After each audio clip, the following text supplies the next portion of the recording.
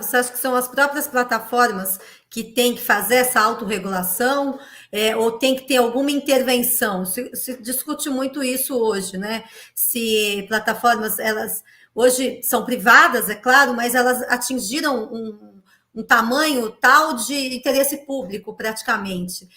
Você acha que deve se regulamentar de alguma forma no Brasil? Isso funcionaria, como a gente estava conversando antes, por exemplo, eu proíbo a divulgação ou eu removo um post aqui, mas aí alguém que tem uma conta num outro país faz esse mesmo post. É complicado, né? Adriana, é super complicado e eu acho que esse é o grande tema que a gente tem vivido a respeito tanto da legitimidade das plataformas quanto da justiça ou do legislador. É talvez esse o tema que une todo mundo diante do mesmo problema, do mesmo desafio. As empresas nascem como... As empresas são privadas e esse espaço tem ganhado uma conotação pública, porém continua privado. As suas regras e os termos de uso acabam fazendo com que a gente quer ficar lá dentro, tem que respeitar as suas regras, e é isso o espaço. E o Estado, por sua vez, tem pressionado as plataformas, isso em vários países, né? Cada vez mais para que ela modere conteúdos.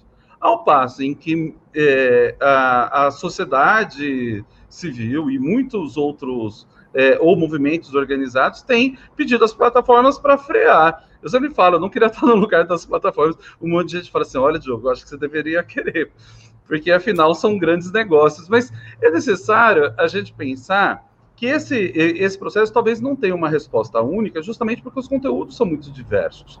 Eu acredito que a gente deixar para uma regulação definir especificamente o que se retira, essa talvez seria uma norma infinita, porque a cada dia um problema novo aparece, uma forma nova aparece. Deixar uma norma muito abstrata é destinar ao judiciário a sua aplicação. Cabe ao judiciário aplicar, e o judiciário passaria a ser uma espécie de um fiscal de conteúdo de internet. E deixar isso sem nada, talvez, alimenta situações em que possam levar, inclusive, à agressão, a uma ruptura democrática, a tantas outras coisas, como, né, você mesmo mencionou o caso do Capitólio, entre outras coisas. Então, a gente não está falando de pouca coisa. A liberdade de expressão é um enorme pilar da nossa democracia. E, basicamente, a liberdade de expressão sangra toda vez que um conteúdo seja tirado, ele seja removido da internet. A diferença é o quanto ela vai sangrar e se vale a pena esse sangramento.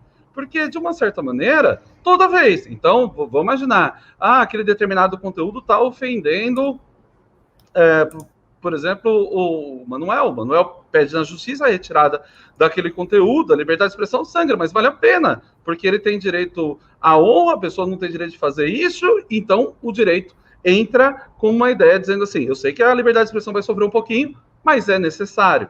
Em casos, por exemplo, muito mais graves, como imagens de pedofilia, incentivo a atividades criminosas e tudo mais. As plataformas têm um papel muito importante nesse processo, porque a ideia é que suas políticas estejam compatíveis com os direitos humanos, os direitos do Estado, no sentido mais puro que essa expressão tem, no sentido de preservação da integridade física, da saúde mental, no sentido de também tentar buscar reforçar a liberdade e a própria liberdade de expressão. Então, como resolver essa questão? Eu realmente acredito que deixar para o regulador definir tudo vai ser um desastre. Primeiro que não haverá tempo, nunca será tudo. Deixar para o regulador definir em abstrato, talvez seja muito ruim, porque exige uma decisão judicial que nem sempre, e que evidentemente não tem o mesmo tempo da internet. E é necessário que não tenha. Não estou falando que o judiciário é lento, embora tenha vários gargalos, mas eu estou querendo dizer que o processo precisa ter contraditório, ampla defesa, recurso, prazos. Então, ele é essencialmente diferente. Então, me parece que essa espécie de poder de cautela das plataformas, ela é necessária para que você tenha, para que você não tenha uma enxurrada de episódios, sei lá, imagine, criminosos, pedófilos, racistas, misóginos. Então, é necessário esse processo. E ao mesmo tempo, existe ainda um espaço judicial que vai depender muito do caso concreto.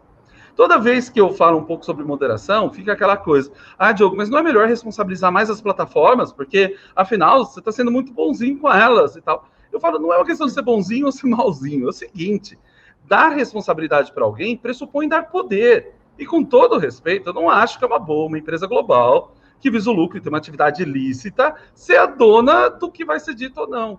Então, eu acredito que há um espaço da plataforma agir diante das suas políticas, um espaço duvidoso que ela não deve agir, na dúvida não deve remover, e caberia ao judiciário decidir no caso concreto, e ao seu tempo, que infelizmente não é o mesmo tempo da internet, mas tem razão de ser. E ao legislador, o cuidado de não querer criar uma espécie de um dever de verdade, ou um dever de controle sobre o conteúdo da internet em si, sobre pena dele mesmo, em algum momento, ser vítima desse processo. Então, é talvez uma responsabilidade compartilhada. E a gente pensar num sistema que envolve alguma espécie de autorregulação pode ser muito bem-vinda, como nós já tivemos, por exemplo, com o CONAR, no sistema publicitário, no início da década de 80, pensando a questão diante da censura, por exemplo. São algumas ideias aí, Adriana, e tentando ficar aqui no tempo. Obrigado.